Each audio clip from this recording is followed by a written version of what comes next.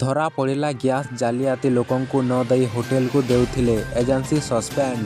କେନ୍ଦୁଝରରେ ବଡ଼ ଧରଣ ଗ୍ୟାସ୍ ଜାଲିଆତି। ଲୋକଙ୍କୁ ଗ୍ୟାସ୍ ସିଲିଣ୍ଡର ଯୋଗାଇବା ପରିବର୍ତ୍ତେ ହୋଟେଲ ଓ ବ୍ୟବସାୟୀଙ୍କ ସଂସ୍ଥାକୁ 5 ଗୁଣ ଦରରେ ଗ୍ୟାସ୍ ଯୋଗାଉଥିଲେ ଏଜେନ୍ସି। ଜଣାପଡ଼ିବା ପରେ ଗ୍ୟାସ୍ ଏଜେନ୍ସିକୁ ସସ୍ପେଣ୍ଡ କରିଛି କମ୍ପାନୀ। କେନ୍ଦୁଝର ସହରରେ ଥିବା ବ୍ରହ୍ମେଶ୍ୱର ଗ୍ୟାସ୍ ଏଜେନ୍ସିକୁ ଭୋଗିବାକୁ ପଡ଼ିଛି ଏହି ଦଶା।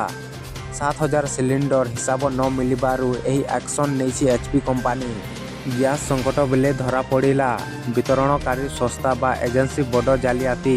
7,000ରୁ ଅଧିକ ଗ୍ୟାସ୍ ସିଲିଣ୍ଡର ହେରାଫେରା କରି ଗ୍ରାହକଙ୍କୁ ଗ୍ୟାସ୍ ବଣ୍ଟନ କରୁ ନ ଥିବାରୁ କେନ୍ଦୁଝର ସହର ବ୍ରହ୍ମେଶ୍ୱର ଗ୍ୟାସ୍ ଏଜେନ୍ସିକୁ ସସ୍ପେଣ୍ଡ କରିଛି gas company HP.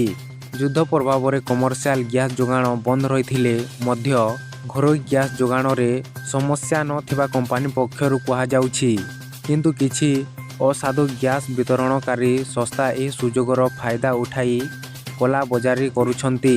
Keonjhar Brahmeswar gas agency ସେଭଳି କାରନାମା ପାଦକୁ ଆସିବା ପରେ କମ୍ପାନୀ ନେଇଛି ଆକ୍ସନ୍।